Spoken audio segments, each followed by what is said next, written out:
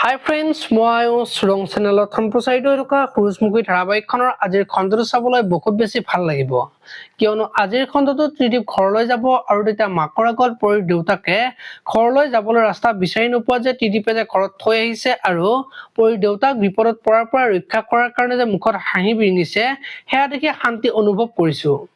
আৰু পৰি আজি মোক বুজি পালে বুলি মাকৰ আগত কোৱা দেখিবলৈ পাব। ইফালে আকৌ পৰি মা হবলৈ ওলোৱা কথাটো গম পাই পৰি চিন্তাত পৰিব আৰু মই আৰু এইখন ঘৰৰ কলংক হব নোৱাৰো, কেতিয়াও নোৱাৰো বুলি কান্দি কান্দি মৰাৰ কথা ভাবি থাকিব। আৰু তেতিয়া শুনে সি পৰিৰ কথা গম পাব। এতিয়া বাৰু শুনে কি কৰিব দেখিবলৈ পাব আজিৰ খণ্ডটোত।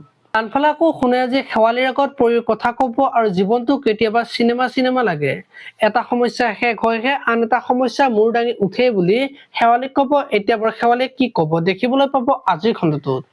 আপোনালোকে সূৰুযমুখী ধাৰাবাহিকখন চাই কেনেকুৱা পায় কমেন্ট কৰি জনাব। আৰু যদি আপোনালোকে এতিয়ালৈকে চেনেলটো ছাবস্ক্ৰাইব কৰা নাই তেতিয়াহ'লে চেনেলটো ছাবস্ক্ৰাইব কৰি ভিডিঅ'টোত এটা লাইক কৰিব। ধন্যবাদ।